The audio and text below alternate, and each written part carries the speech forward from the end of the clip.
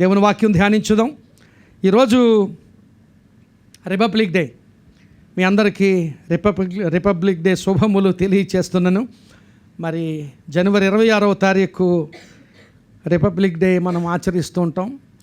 దేశంలో ఉండి దేశభక్తిని కలిగి మనం జీవించాలి. ముఖ్యంగా క్రైస్తవ విశ్వాసులమైన మనం ఎవరెలా ఉన్నా మనం ఇంకా ఎక్కువ దేశభక్తిని కలిగి ఉండాలి. మరి దేశం పట్ల మన బాధ్యతలు మనం నిర్వర్తించాలి. దేశ పౌరులంగా, ఉన్నతమైన పౌరులంగా క్రైస్తవ విశ్వాసులు మనం మన జీవితాల్లో కనుపరుచుకోవాలి. అట్టి స్థితిని కలిగి ఉండాలి. మరి జనవరి 26వ తారీఖున రిపబ్లిక్ డే, అలాగే ఆగస్టు 15న ఇండిపెండెన్స్ డే. మేము చదువుకుంటున్నప్పుడు చిన్న వయసులో ఈ విషయాలు నేర్పించేవారు. అసలు ఇండిపెండెన్స్ డే అంటే ఏమిటి, రిపబ్లిక్ డే అంటే ఏమిటని.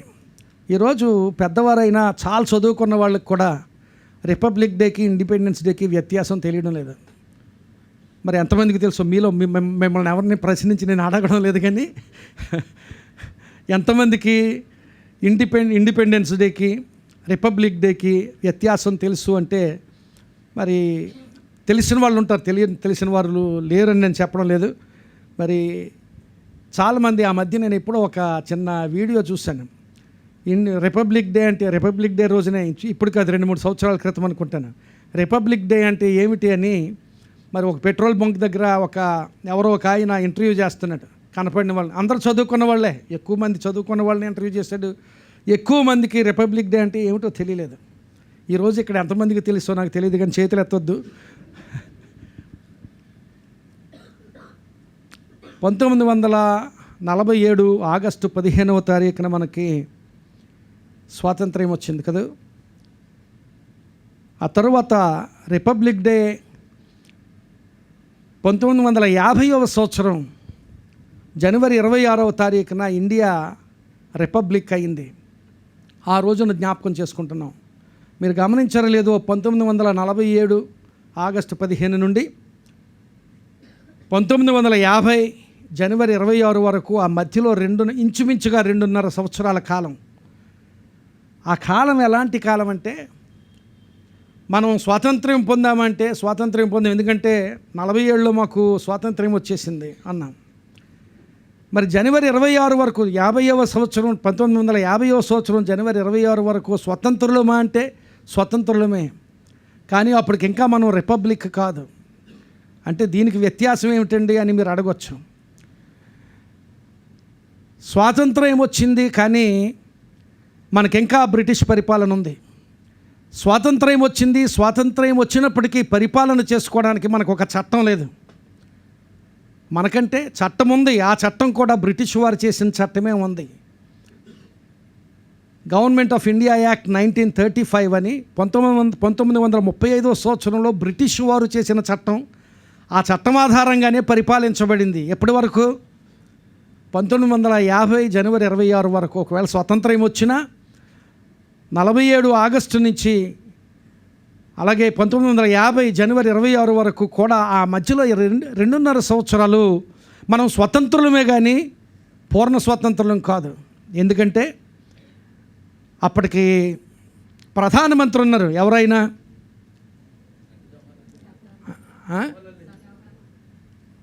Jawaharlal Nehru first prime minister. ప్రధానమంత్రి ఉన్నాడు, కానీ మనకు ప్రెసిడెంట్ లేడు. అప్పుడు గమనించట్లేదు మీరు? We didn't have a president. ప్రధానమంత్రి 47 ఆగస్టులోనే వచ్చేసాడు.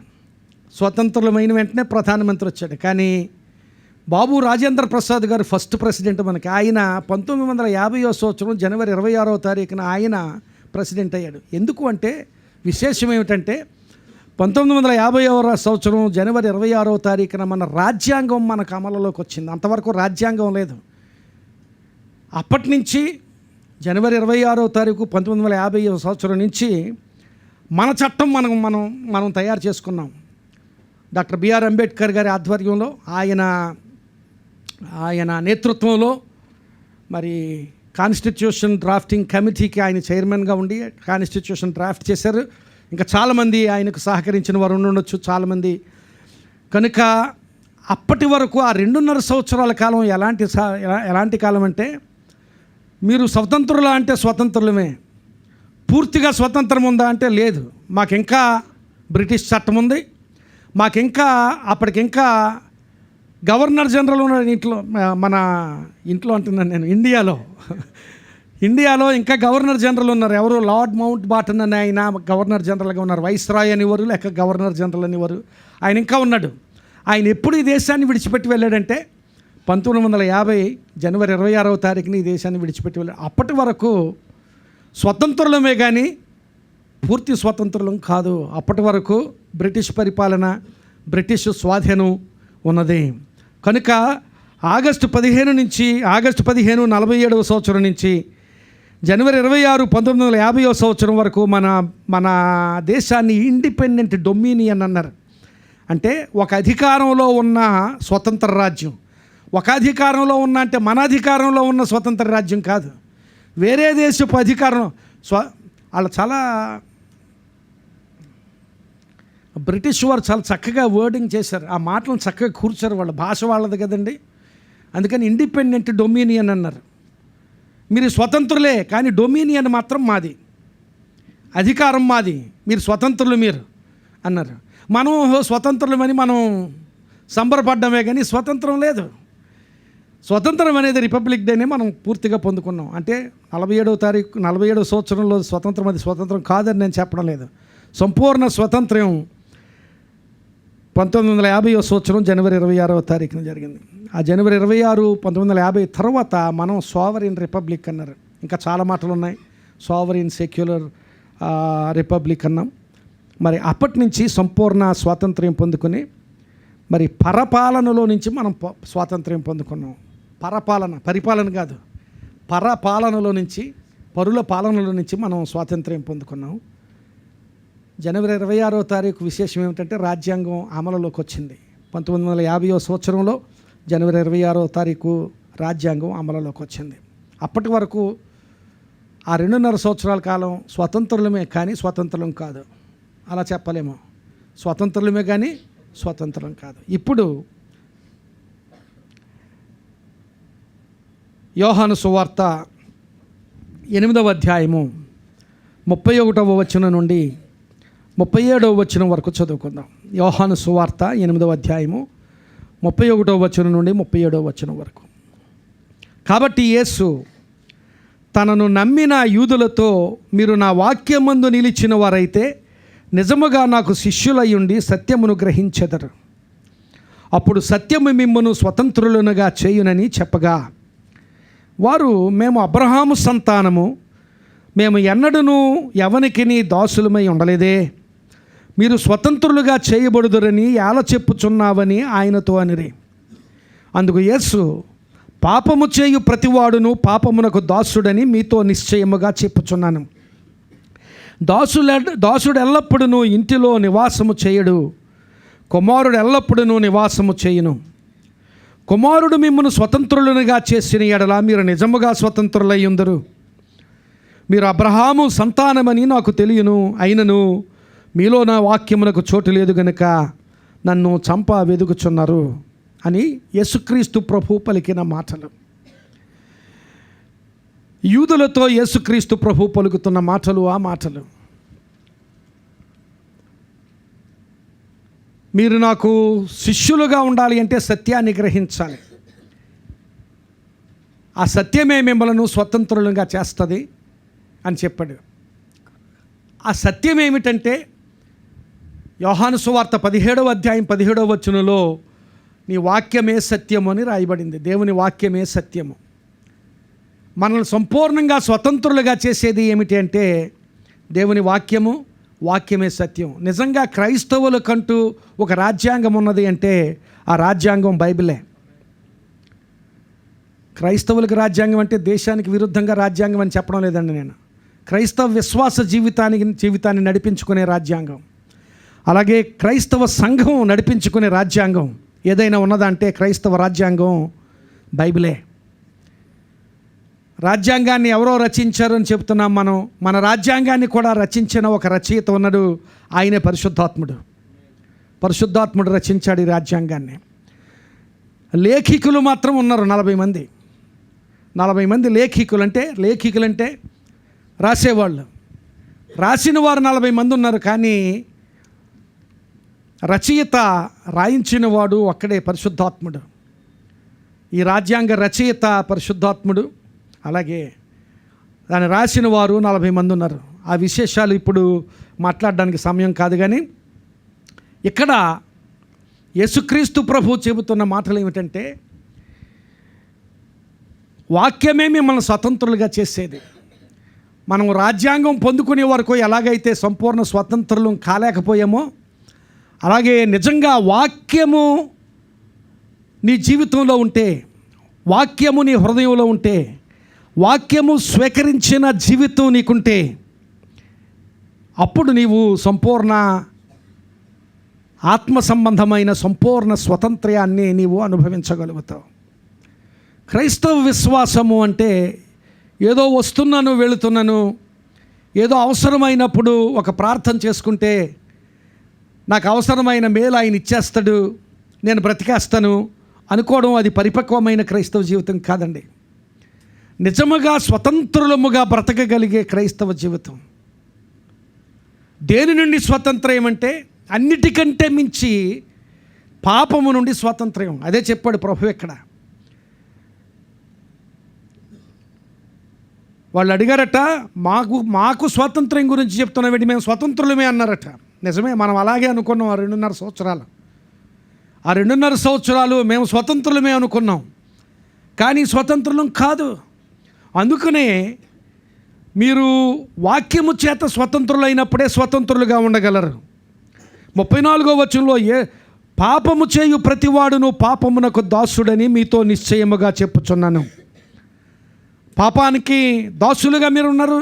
ఆ దాసత్వం నుంచి విడుదల కావాలి, ఆ దాసత్వము నుంచి స్వతంత్రులు కావాలి. మీరు ఆ దాసత్వం నుంచి స్వాతంత్ర్యం ఎప్పుడు పొందుకుంటారంటే, ఈ రాజ్యాంగం నీ ఆత్మ సంబంధమైన జీవితంలో స్వతంత్రురాలుగా బ్రతకాలి అంటే ఈ రాజ్యాంగాన్ని నీవు నీ జీవితానికి అన్వయింప చేసుకోవాలి.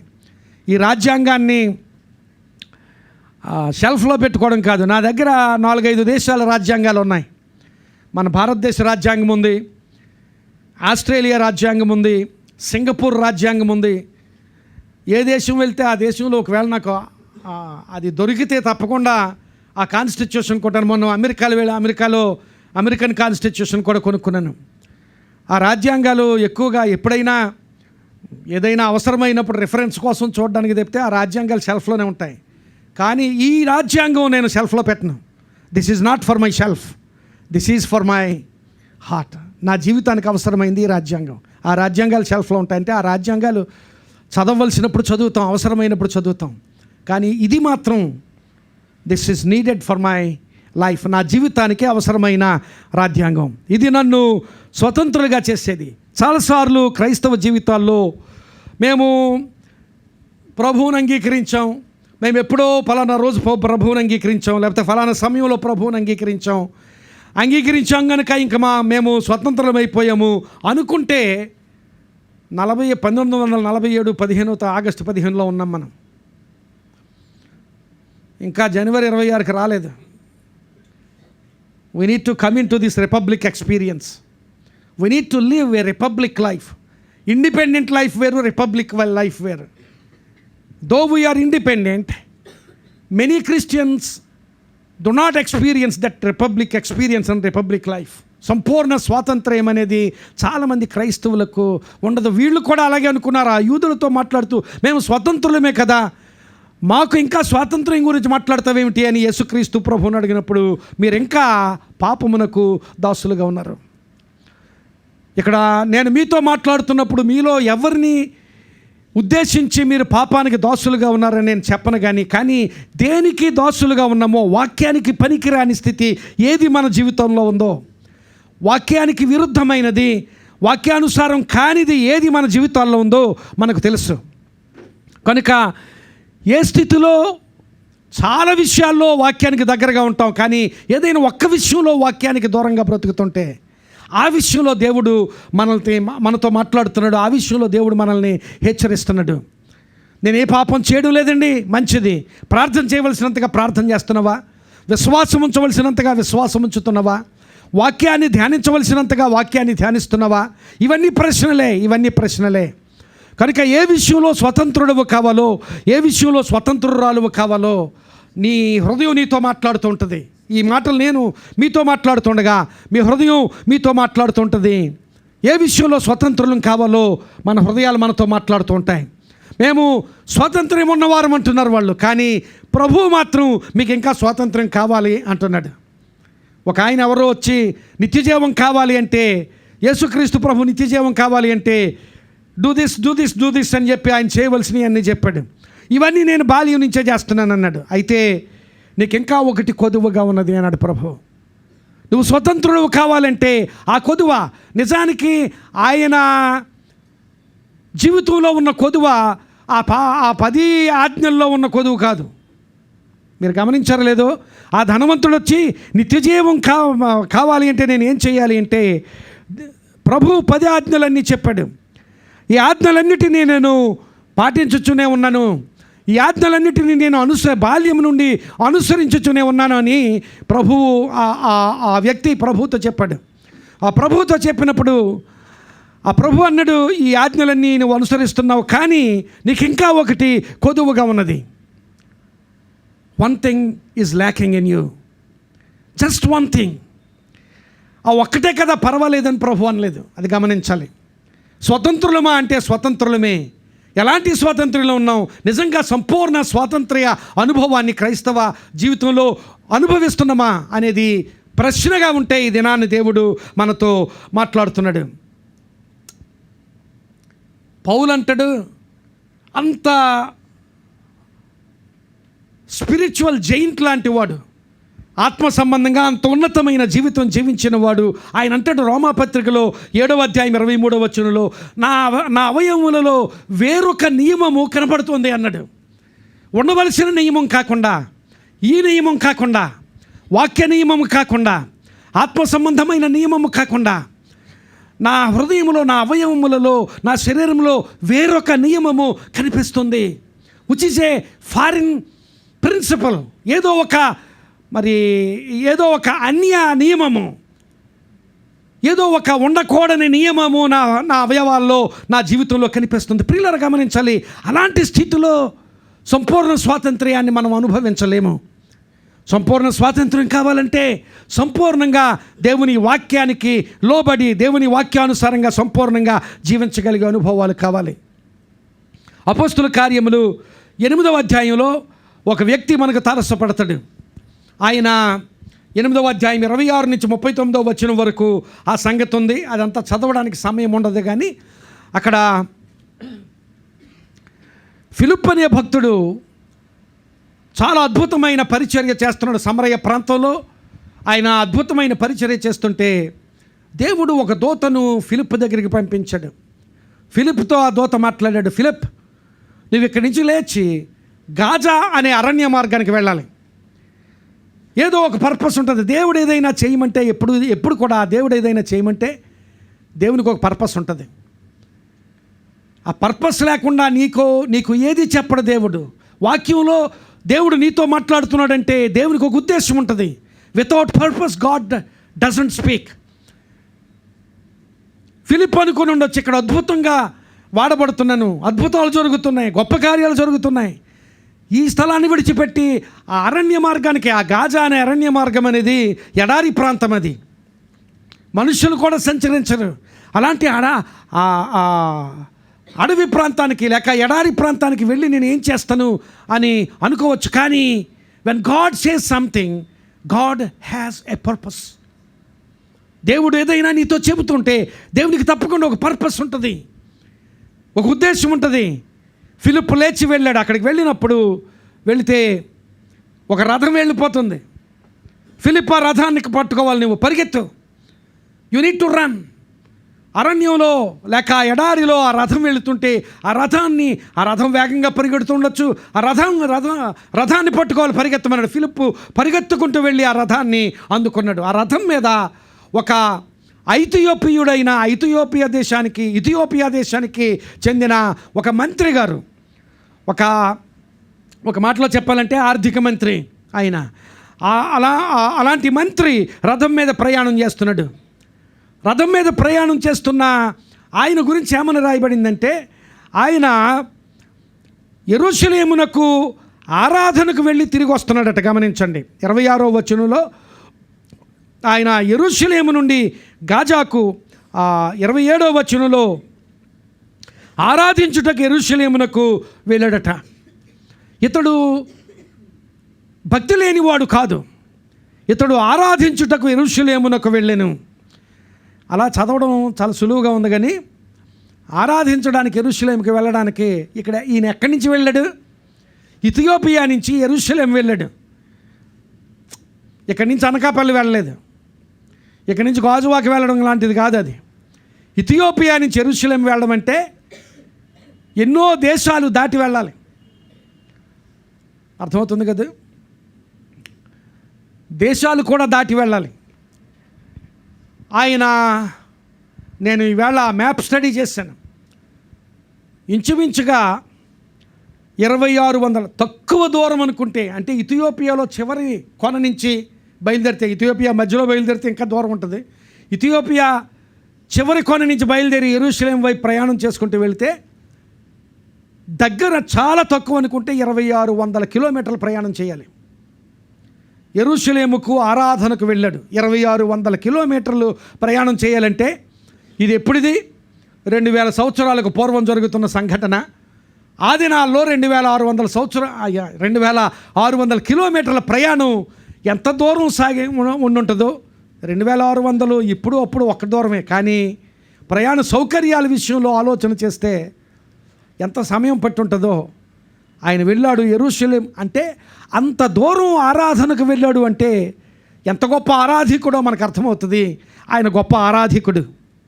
అలాగే ఆయన ఆరాధన నుంచి ఇంటికి వస్తూ అట, ఆరాధన నుంచి తిరిగి వెళ్ళిపోతూ, ఆరాధనకు వెళ్ళేటప్పుడు కాదు, ఆరాధన ముగించుకొని ఆరాధనకి అటెండ్ అయ్యి ఆరాధన నుంచి తిరిగి వెళ్ళిపోతూ రథం మీద కూర్చొని, రథం ఎవరో తోలుతున్నారు, రథంలో ఇంకా పనివారు ఉంటారు, ఆ రథం మీద కూర్చుని దేవుని వాక్యాన్ని చదువుతున్నాడట. ఎప్పుడు? ఆరాధన అయిన తర్వాత. ఆరాధన అయిపోతే మనకేమనిపిస్తుంది? బైబిల్తో ఈరోజు పని అయిపోయింది అనిపిస్తుంది కదా. ఆదివారం ఆరాధన అయిన తర్వాత ఎప్పుడైనా బైబిల్ చదువుతామా? ఆరాధన ముందు చదువుతాం, ఆరాధనలో చదువుతాం. ఆరాధన అయిపోయిన తర్వాత ఈరోజు ఎక్కువ చదివేసామనిపిస్తుంది. ఆరాధన ముగించుకొని ఇంటికి వెళుతూ రథములో ఆయన వాక్యం చదువుతూ ఉండేవాడు. ఆయన వాక్యం చదివే అలవాటు, వాక్యం చదివే స్థితి ఉంది. వాక్యము చదువుచుండువాడు. అలాగే ఆసక్తిపరుడు. ఎంత ఆసక్తి అంటే ఆరాధన నుంచి తిరిగి వెళుతూ ఆయన వాక్యం చదువుతున్నాడు. అంత మాత్రమే కాదు, మనం వాక్యం చదవాలంటే తలుపేసుకొని చదువుతారు కొంతమంది కదా. తప్పులేదు. ఒక రూమ్లోకి వెళ్ళి చక్కగా అలా కూడా ధ్యానం చేయడం మంచిదే, కానీ ఆయా సమయాల్లో మరి పబ్లిక్ ప్లేసుల్లో బైబిల్ చదవగలిగే స్థితి.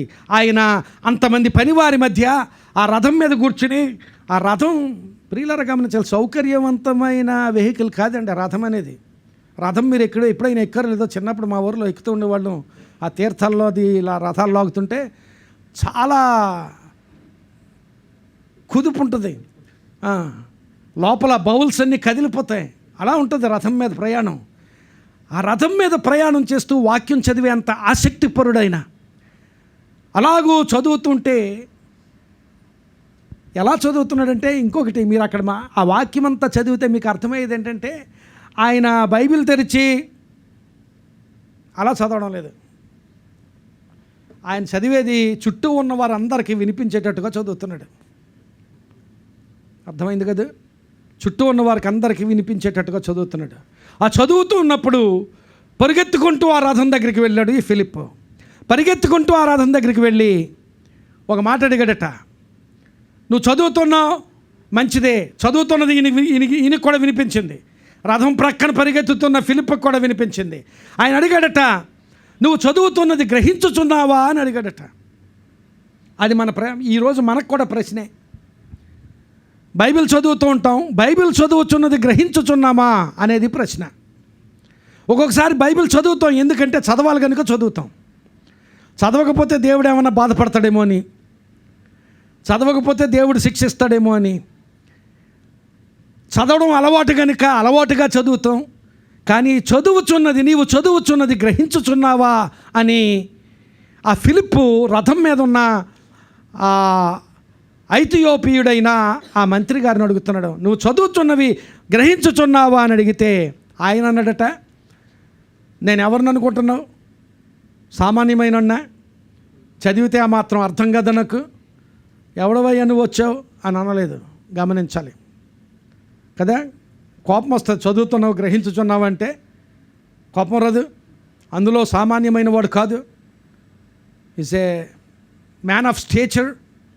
అలాంటి వానికి కోపం రావాలి. కానీ ఎవరైనా వచ్చి నాకు వివరించకపోతే నేను ఎలాగూ గ్రహించగలను అన్నాడు ఆయన. చూడండి, ఎవరైనా నాకు వివరించకపోతే నేను ఎలాగూ గ్రహించగలను. 30వ వచనంలో నువ్వు చదువుతున్నది 30-31 వచనాలు చూస్తే నువ్వు చదువుతున్నది గ్రహించుచున్నావా అని అడుగగా, ఎవడైనా నువ్వు నాకు త్రోవ చూపుకుంటే ఎలాగూ గ్రహింపగలనని చెప్పి రథమెక్కి తనతో కూర్చుండమని ఫిలిప్పును ఆహ్వానించాడు. గమనించాలి, కమాన్, నువ్వు పరిగెత్తడం కాదు, కమాన్ సిట్ విత్ మీ, నాతో కూర్చోమని ఆహ్వానించాడు. ప్రియులారా గమనించాలి, అంతవరకు స్వతంత్రుడా అంటే స్వతంత్రుణ్ణి అనుకుంటున్నాడు ఈ ఐథియోపియుడైన మంత్రి. ఎందుకంటే నేను యెరూషలేం వెళ్తున్నాను, యెరూషలేం వెళ్ళడానికి మామూలుగా కాదు, ఏదో ఒక 5 నిమిషాలు బైక్ మీద వెళ్ళి అక్కడ కూర్చుని రావు వచ్చే ఆరాధన కాదు ఇది. లేక 1 గంట ప్రయాణం చేసి వెళ్ళొచ్చి ఆరాధనలో కూర్చుని వచ్చే ఆరాధన కాదు ఇది. ఎన్ని కిలోమీటర్లు, మినిమం కనీసం 2600 కిలోమీటర్ల ప్రయాణం చేసి ఆరాధనకు వెళ్ళి ఆరాధన నుంచి తిరిగి వస్తున్నాడు. అలాంటి ఆరాధన, అలాంటి ఆసక్తి కలిగిన వాడు స్వతంత్రుడు. ఆయన అనుకుని ఉంటాడు నేను స్వతంత్రుడినే అని. కానీ ఇప్పుడు ఫిలిప్పు ఆయనకు ఆ వాక్యాన్ని వివరించి చెప్పినప్పుడు, ఆ వాక్యాన్ని గ్రహించినప్పుడు, ప్రియులారా గమనించాలి, వాక్యం కేవలం చదవడం మాత్రమే అయితే దానివల్ల ప్రయోజనం ఉండదు. అందుకనే వాక్యాన్ని ధ్యానించాలి. బైబిల్లో ఎక్కడైనా మీరు చూడండి, బైబిల్ గ్రంథం అంతా మీరు తరచి చూస్తే వాక్యము ధ్యానించమని చెప్పాడు. ధర్మశాస్త్ర గ్రంథం మీరు ధ్యానించాలి, వాక్యాన్ని ధ్యానించడం అంటే ఆ చదువుతున్నది నీ హృదయానికి అన్వయింప చేసుకోగలిగేటట్లుగా, నీ జీవితానికి అన్వయింప చేసుకోగలిగేటట్లుగా, నీవు అర్థం చేసుకోగలిగేటట్లుగా, నీవు గ్రహించగలిగేటట్లుగా, నీవు స్వీకరించగలిగేటట్లుగా వాక్యాన్ని ధ్యానించాలి. బైబిల్ గ్రంథం అంతట్లో ఒకే ఒక చోట వాక్యమును చదువుము అన్నాడు. అది కూడా సందర్భాన్ని బట్టి అలా చెప్పాడు. తిమోతికి రాస్తూ పౌలు అన్నాడు అన్నమాట. మిగిలిన ప్రతి చోట కూడా బైబిల్ అంతా మీరు చదివితే వాక్యమును ధ్యానించుట అని మాత్రమే ఉంది. అంటే ధ్యానించడం అంటే ప్రార్థనాపూర్వకంగా, దేవా నీవు నాతో మాట్లాడు, నీ మాటలు నేను చదువుతున్నాను, నీవు నాతో మాట్లాడు, నీ మాటలు నీ మాటలు వింటున్నాను, నాతో మాట్లాడు, నీ మాటలు చదువుతున్నాను, నాతో మాట్లాడు, నేను గ్రహించాలి ప్రభువా అని. ఆ తర్వాత 35-36 వచనం వచ్చేసరికి ఇంకా ఫిలిప్పు మాట్లాడుతూ ఉండగానే ఆ వాక్యాన్ని గ్రహించాడు. ఎప్పుడైతే వాక్యాన్ని గ్రహించాడో అక్కడ ఒక నీరున్న స్థలం కనిపించినప్పుడు, అయ్యా ఇదిగో నీరు, ఇక నేను బాప్తిస్మం పొందకుండా ఉండడానికి నాకు ఆటంకం ఏముందయ్యా, నాకు బాప్తిస్మం ఏమయ్యా అని చెప్పి అక్కడ బాప్తిస్మము పొందాడు. ప్రియులారా గమనించాలి, అంతవరకు స్వతంత్రుడు అనుకున్నాడు. వాక్యము స్వీకరించే వరకు, ఈ రాజ్యాంగాన్ని స్వీకరించే వరకు, ఈ రాజ్యాంగాన్ని తన జీవితానికి అన్వయింప చేసుకునే వరకు ఆయన సంపూర్ణ స్వతంత్రుడు కాలేకపోయాడు. ఈ దినాన్ని దేవుని సన్నిధిలో క్రైస్తవులు మనం చెప్పుకుంటున్నాం, క్రైస్తవ విశ్వాసంలో ఉన్నాం అనుకుంటున్నాం. పూర్తిగా సంపూర్ణమైన స్వాతంత్ర్య అనుభవం క్రైస్తవ విశ్వాసంలో నీకుందా? Are you fully independent? Are you fully republic? నీ జీవితంలో అలాంటి అనుభవం ఉందా? అలాంటి అనుభవం గురించి దేవుని వాక్యం మాట్లాడుతుంది. నేను స్వతంత్రుడిని అనుకున్నాను, కానీ స్వతంత్రుడు కాదు అన్నట్లుగా దేవుని వాక్యంలో అక్కడ గమనించగలుగుతున్నాం. స్వతంత్రుడు కాడు కానీ దేవుని వాక్యాన్ని స్వీకరించాడు. ఆ భక్తుడు మాట్లాడుతుంటే, ఫిలిప్పు మాట్లాడుతుంటే వాక్యాన్ని స్వీకరించి వెనువెంటనే తన జీవితాన్ని దేవునికి అప్పగించాడు. సంపూర్ణ స్వాతంత్ర్యంలోకి వచ్చాడు. ప్రియులారా గమనించాలి, ఆ ఐథియోపియుడైన ఆ అధికారి ఆరాధనకు వెళ్తున్నాడు. ఆ ఒక్కసారి కాదు, అంతకుముందు ఎన్నిసార్లు వెళ్ళాడో ఎన్నిసార్లు వచ్చాడో, స్వతంత్రుడు అనుకున్నాడు. అప్పుడు నిజంగా చెప్పాలంటే అప్పటికి ఆయన 1947 ఆగస్టు 15లోనే ఉన్నాడు. ఫిలిప్పు వెళ్ళి ఎప్పుడైతే వాక్యం చెప్పాడో, వాక్యం చెప్పడం ఒక ఎత్తు, కానీ ఆ వాక్యాన్ని ఎప్పుడైతే ఆయన స్వీకరించాడో, ఎప్పుడైతే ఆ వాక్యాన్ని స్వీకరించి ఆ వాక్యానికి విధేయత చూపించాడో, అప్పుడు ఆయన జనవరి 26కి వచ్చాడు. ఈరోజు నీవు ఆగస్టు 15లోనే ఉన్నావా? జనవరి 26కి వచ్చావా లేదా? ఒకసారి ప్రశ్నించుకో. ఆగస్టు 15 భక్తి అది ఇంకా నీకు పరపాలన ఉందన్నమాట. పరుల పాలన. ఎవరికో స్వాధీనం ఎవరికో అధికారాన్ని అప్పగిస్తున్నాం. మేము స్వతంత్రులు అనుకుంటున్నాం. ప్రియులారా, గమనించాలి, ఈ దినాన్ని దేవుడు మనతో మాట్లాడుతున్నాడు. అపోస్తుల కార్యములు 18వ అధ్యాయంలో అపోల్లో అనే గొప్ప భక్తుడు కనిపిస్తాడు. అపోల్లో అనే భక్తుడు కనిపిస్తాడు. ఈ భక్తుడి గురించి చాలా అద్భుతంగా రాయబడింది. 18వ అధ్యాయం 24 నుంచి 28వ వచనం వరకు చూస్తే అక్కడ ఈ భక్తుని గురించిన మాటలు ఉన్నాయి. ఆ మాటలు నేను ప్రతి మాట చదవనక్కర్లేదు, కానీ 24వ వచనం చూస్తే ఆయన విద్వాంసుడు అని ఉన్నది. హీ వాస్ ఎ స్కాలర్, విద్వాంసుడు. అలెగ్జాండ్రియాలో పుట్టాడట ఆయన. అలెగ్జాండ్రియా అనేది అప్పటికి ప్రపంచమంతటిలో ఉన్నతమైన విద్యా కేంద్రం అదే. అప్పటికి the greatest learning centre was Alexandria at that time. అలాంటి అలెగ్జాండ్రియాలో పుట్టాడు. ఆ విద్యలన్నీ అభ్యసించేసి ఉంటాడు, అందుకనే విద్వాంసుడు అన్నాడు. ఇంగ్లీషు తర్జుమాల్లో అయితే హీ వాస్ ఎ స్కాలర్ అని చెప్పారు. విద్వాంసుడే. కానీ మరొక గొప్ప లక్షణం ఏమిటంటే లేఖనాల్లో ప్రవీణుడు అన్నాడు. ఈ రోజుల్లో బాగా చదువుకుంటే వాక్యం చదవం. బాగా చదువుకున్నవాడు, ఎక్కువ చదువుకున్నవాడు వాక్యం చదవడం అదేదో చిన్నతనం అన్నట్లుగా, లేక ఎక్కువ చదువుకున్నవాడు వాక్యం చదివితే ఏదో బుద్ధిహీనత అన్నట్లుగా ఈ రోజుల్లో అలా పరిగణిస్తున్న యవ్వన బిడ్డలు చాలామంది ఉన్నారు. కానీ ఈయన యవ్వనస్తుడు, విద్వాంసుడు, లేఖనముల యందు ప్రావీణ్యత కలిగినవాడు. లేఖనాల్లో కూడా ప్రావీణ్యత ఉంది. అలాంటి వాడు. అంత మాత్రమే కదా, 25వ వచనంలో ఆయన ఆత్మయందు తీవ్రపడిన అనుభవం ఉంది. He was so fervour in his spirit. ఆత్మలో దేవుని కొరకు బ్రతకాలని, దేవుని కొరకు జీవించాలని అనే తీవ్రత ఆయనకుంది. ఆశ ఉంది, దేవుని కొరకు బ్రతకాలి, దేవుని కొరకు జీవించాలి అనే ఆశ, అలాంటి తీవ్రత ఆయన జీవితంలో ఉంది. ఆత్మలో తీవ్రత కలిగిన వాడు, ప్రభువు మార్గమును గూర్చి ఉపదేశము పొందినవాడు. 25వ వచనంలో ప్రభువు మార్గమును గూర్చి ఉపదేశము పొందినవాడు. ప్రియులారా, గమనించాలి. అలాగే 25వ వచనంలోనే బోధించే ఆసక్తి గలవాడుగా కనిపిస్తున్నాడు కదూ. బోధించే ఆసక్తి కలిగిన వాడు. 25వ వచనం చదువుతున్నాను. అపోస్తుల కార్యముల గ్రంథము 8వ అధ్యాయము 25వ వచనం.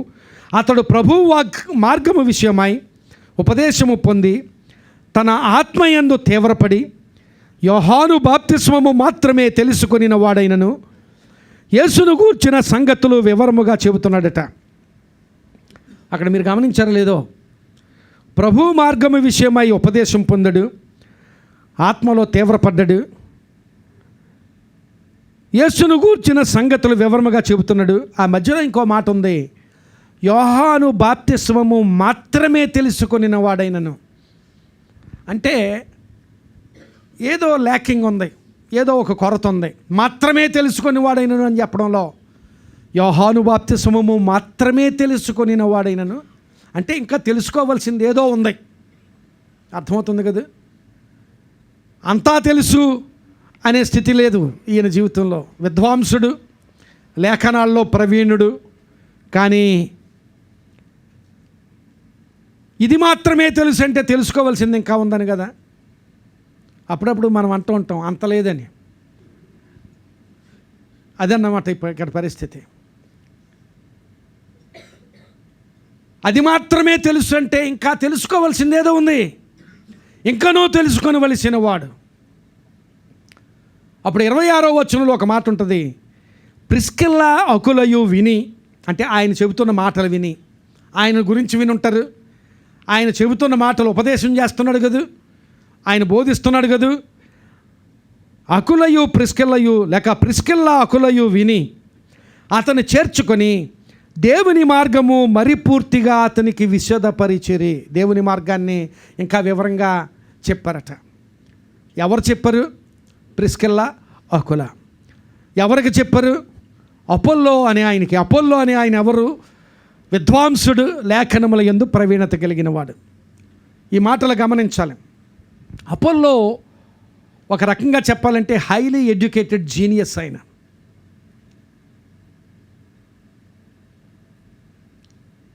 లౌకిక సంబంధమైన విద్యలోనే కాదు, లేఖనాల్లో ప్రావీణ్యత ఉన్నది, లేఖనాల్లో ఎక్స్పర్టీస్ ఉంది.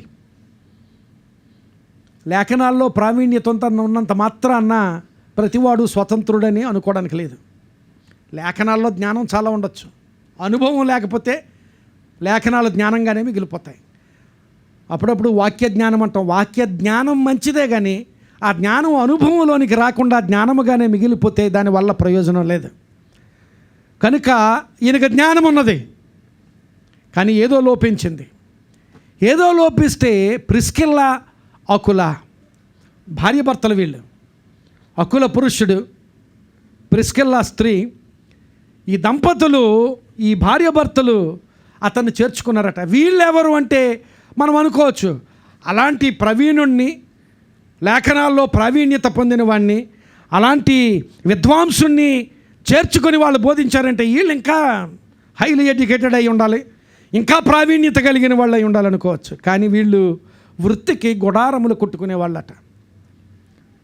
ఒక రకంగా చెప్పాలంటే they were not at all a match to Apollos.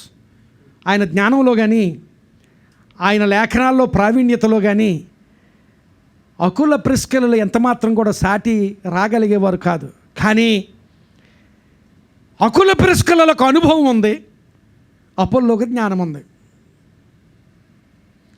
అనుభవం గొప్పదా, జ్ఞానం గొప్పదా అంటే అనుభవమే గొప్పదని అకుల ప్రిస్కిల్లలు నిరూపించారు. దేవునికి స్తోత్రం చెప్దాం, హల్లెలూయా.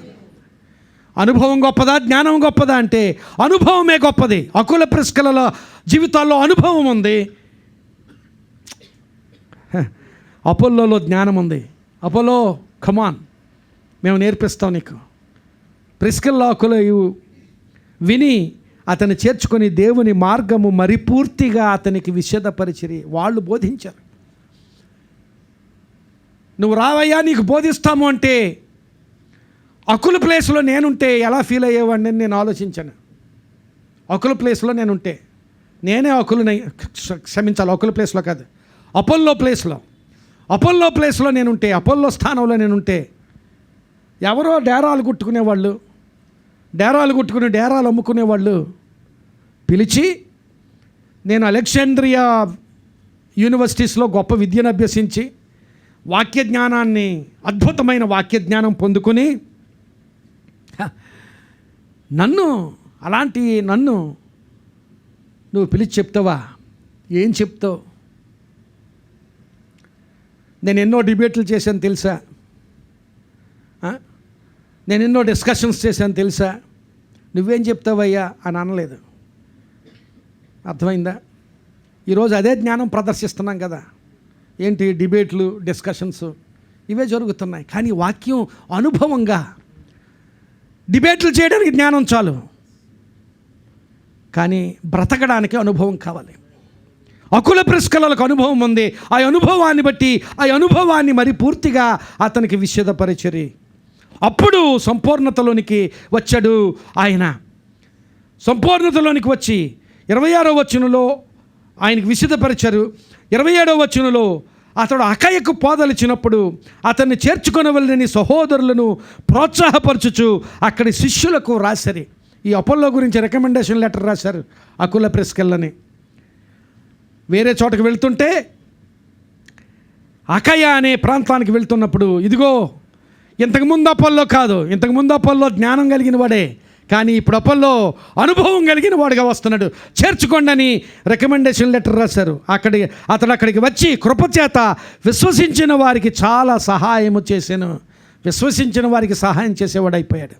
ఇంతకుముందు జ్ఞాన ప్రదర్శనే, కానీ ఇప్పుడు అనుభవంలో నుంచి సహాయం చేస్తున్నాడు, అనుభవం నుంచి పరిచర్య చేస్తున్నాడు. ఇంతకుముందు బోధించడమే కానీ పరిచర్య లేదు, కానీ ఇప్పుడు పరిచర్య చేసేవాడిగా సహాయం చేసేవాడు అయిపోయాడు.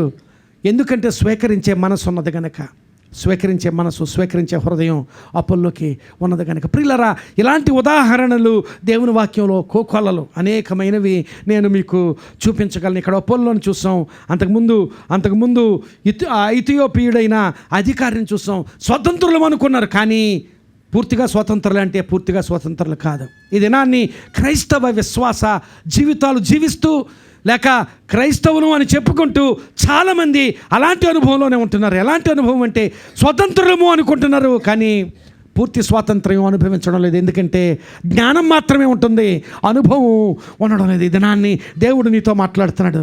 దేవుని వాక్యం నీ రాజ్యాంగం అయితే, రాజ్యాంగం మీదే దేశాలు పరిపాలించబడతాయి. రాజ్యాంగం మీదే మనం ప్రతిదీ హక్కులు అడుగుతున్నాం కదా. ఇది కావాలి, అది కావాలని ప్రభుత్వాన్ని అడుగుతున్నాం. ఎక్కడి నుంచి వచ్చింది ఆ హక్కు అంటే రాజ్యాంగం నుంచే హక్కు వచ్చింది. పాలకులైనా పాలితులైనా ఎక్కడి నుంచి నియమాన్ని పొందుకోవాలంటే రాజ్యాంగం నుంచే. ఈ దినాన్ని మన పాలకునికి రాజ్యాంగం ఉంది. నీకుందా రాజ్యాంగం? నీవు పాలితుడు, పరిపాలించబడుతున్నావు, నీవు దేవుని చేత పరిపాలించబడుతున్నావు. నీ జీవితంలో ఈ రాజ్యాంగం ఉందా? ఈ రాజ్యాంగం దేవుని సన్నిధిలో అనేకమైన విషయాలతో పోల్చబడింది. ఎఫెసీ పత్రికలు అంటాడు, ఈ వాక్యం అనే నీటి చేత స్నానం చేయమంటాడు. ఈ నీటి చేత కడగబడాలి. మన జీవితాలు వాక్యం అనే ఉదకము చేత, నీటి చేత కడగబడిన జీవితాలుగా, అలా కడగబడితే నిష్కళంకమైన వారంగా ఉండగలిగేటట్లుగా యేసుక్రీస్తు ప్రభువట మనకి ఈ వాక్యం అనే నీటి చేత స్నానం చేయించాలని ఆశపడుతున్నాడట. ఎందుకంటే నా జీవితంలో ఉన్న మురికి, నీ జీవితంలో ఉన్న మురికి కడగబడాలి. అలా కడగబడినప్పుడు నేను కేవలం స్వతంత్రులను అనుకోవడం మాత్రమే కాదు, నిజమైన సంపూర్ణ స్వాతంత్ర్యంలోనికి రాగలుగుతాను. ఎఫెసీ 5:27 ఉదకమను వాక్యమనే ఉదకము చేత స్నానం చేయిస్తాడట క్రీస్తు ప్రభు. ఇది నాన్ని నిజంగా నన్ను కడుగు ప్రభువా అనే ప్రార్థన నీకుంటే, నన్ను కడుగు, I want to be washed, I want to be cleansed, నన్ను కడుగు, నన్ను శుద్ధీకరించు అనే ప్రార్థన నిండిన హృదయం నీకుంటే, వాక్యమనే ఉదకం చేత, ఈ రాజ్యాంగం చేత, ఈ వాక్యమనే ఉదకము చేత, వాక్యమనే నీటి చేత నిన్ను కడుగుతాడు. అంతకు మాత్రమే కాదు, 55వ అధ్యాయము యెషయా గ్రంథం ఒకసారి తీద్దాం. 55వ అధ్యాయము, అది తెరచుంచండి. 55వ అధ్యాయం యెషయా గ్రంథంలో 10వ వచనం చూస్తే, అక్కడ వర్షమును హిమమును ఆకాశము నుండి వచ్చి అక్కడికి ఎలాగూ మరలక భూమిని తడిపి విత్తువానికి విత్తనమును భుజించువానికి ఆహారమును కలుగుటకై అది చిగుర్చి వర్ధిల్లునట్లు చేయును, అలాగే నా నోట నుండి వచనమును ఉండును. గమనించాలి, అర్థమవుతుంది కదా.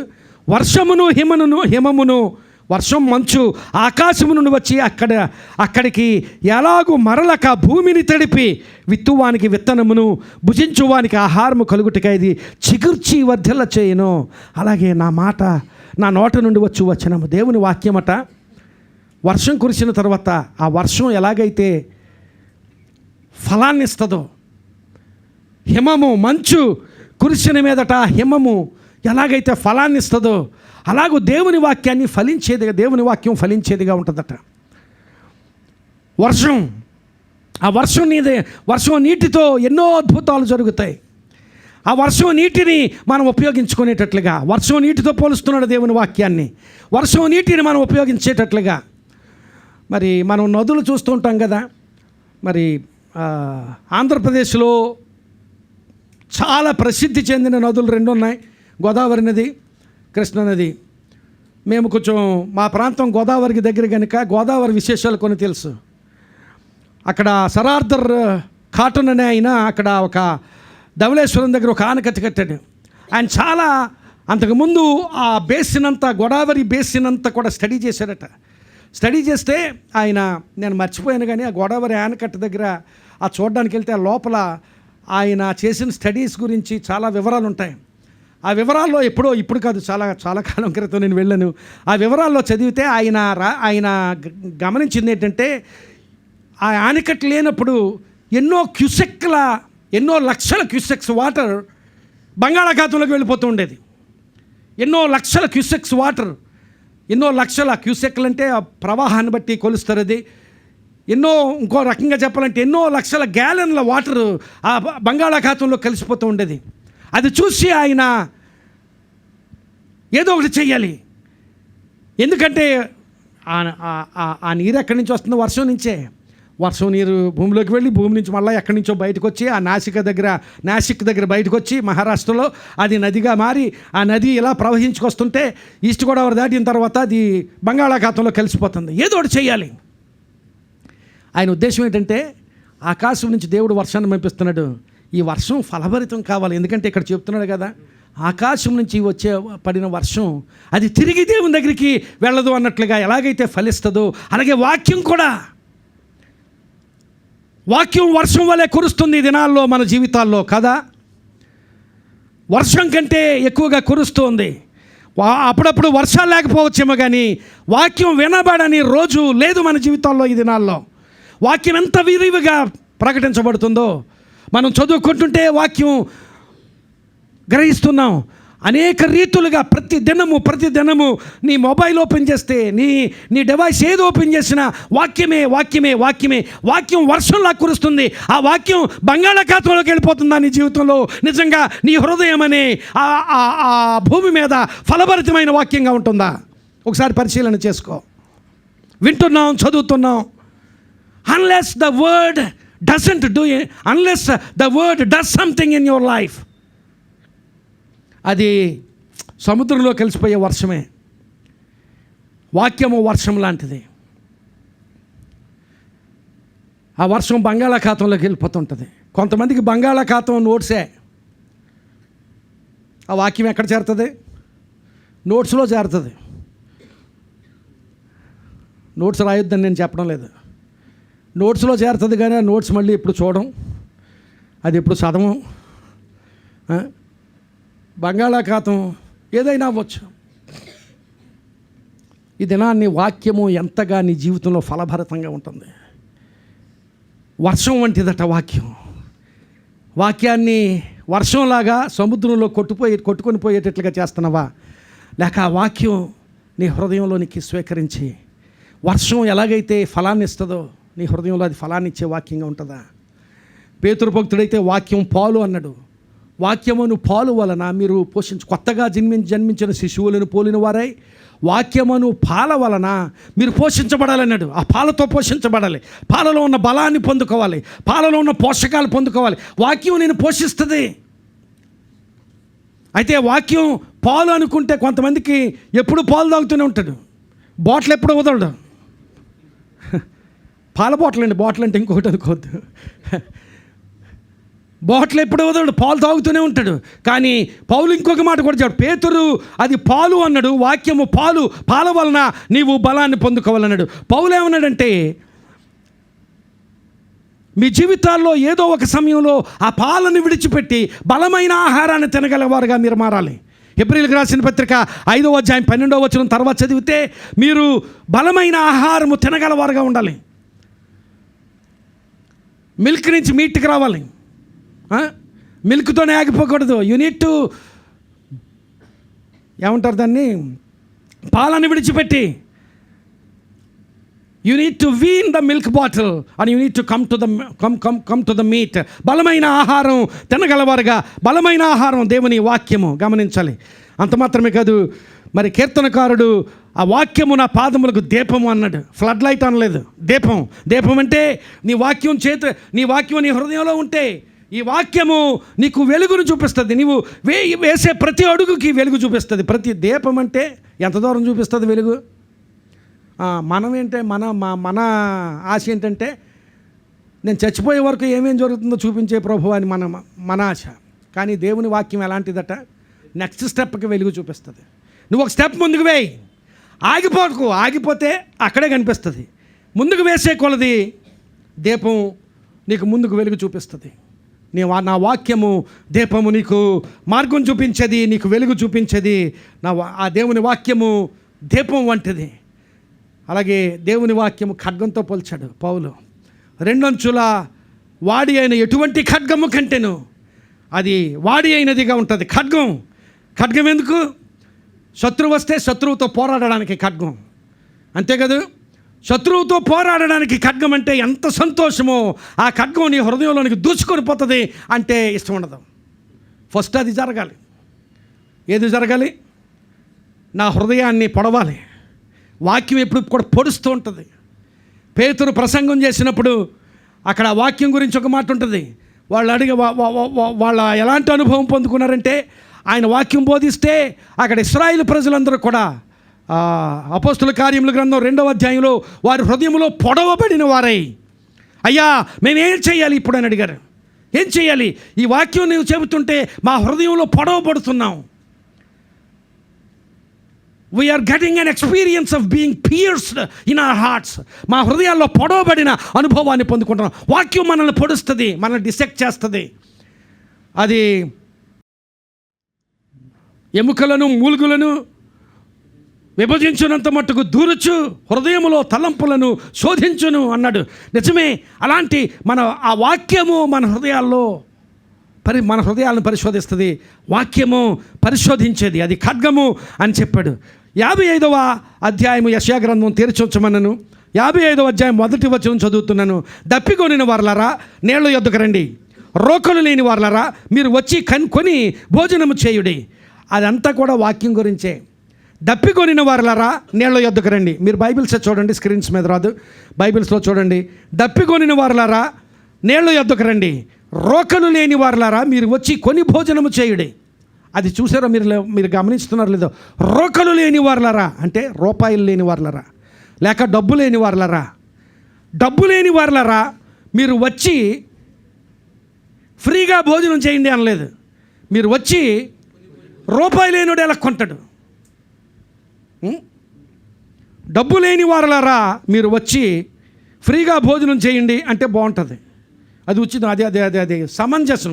కానీ రోకలు లేని వారలారా మీరు వచ్చి కొని భోజనము చేయుడి. ప్రియులారా గమనించాలి, దేవుని వాక్యం ఫ్రీయే కానీ, దేవుని వాక్యం ఉచితమే కానీ అది మనం కొనవలసింది. ఉచితమైతే ఎందుకు కొనాలి? కొనవలసింది. మనం డబ్బు చెల్లించవక్కర్లేదు. కానీ నేను దేన్నైనా విడిచిపెట్టవలసి వచ్చినప్పుడు I need to do that. దానికి కొంత వెల చెల్లించవలసి ఉంటుంది. నాకు చాలా ఇష్టమైన అలవాటు ఏదో ఉంటుంది, వాక్యం ఆ అలవాటును విడిచిపెట్టమంటుంది. ఆ అలవాటును విడిచిపెట్టడానికి కొంత ప్రైస్ చెల్లించాలి, నేను కొంత వెల చెల్లించాలి, కొంత కష్టపడాలి. ఏదో పాపం ఉంటుంది, ఆ పాపాన్ని విడిచిపెట్టడం చాలా కష్టంగా ఉంటుంది. ఆ పాపాన్ని విడిచిపెట్టడానికి నువ్వేం కొనక్కర్లేదు, నువ్వేమి వెల చెల్లించనక్కర్లేదు, అది ఉచితమే. కానీ కొనడం అంటే ఏమిటంటే నువ్వు పడే కష్టం, ఆ పాపాన్ని విడిచిపెట్టడానికి నువ్వు పడే కష్టం. రోకలు లేని వారు, అది చాలా గంభీరమైన అర్థం కలిగిన వాక్యం. రోకలు లేని వారులారా మీరు వచ్చి కొని భోజనం చేయుడి. ఏ భోజనం? ఈ భోజనం దేవుని వాక్యం అనే భోజనం. ఎందుకంటే నీ జీవితాన్ని నూతనమైన జీవితంగా మార్చేసేది దేవుని వాక్యమే. అసలు ఈ వాక్యానికి ఉన్న శక్తిని నీవు గ్రహించగలిగితే, the most powerful weapon we have in this world is the word of God. దేవుని వాక్యానికి ఉన్న శక్తి అపారమైనది. ఆ శక్తి కలిగిన వాక్యానికి నీ జీవితాన్ని అప్పగించుకుంటే నీ జీవితంలో గొప్ప ఆశీర్వాదం, నీ జీవితంలో గొప్ప మార్పు, నీ జీవితంలో నూతనత్వం, నీవు ఆశీర్వదించబడతావు, నీ కుటుంబం ఆశీర్వదించబడుతుంది. అలాగే నీవు అనేక మందికి ఆశీర్వాద కారణంగా ఉంటావు. తద్వారా దేవుడు నీ జీవితాన్ని బట్టి మహింపరచబడతాడు.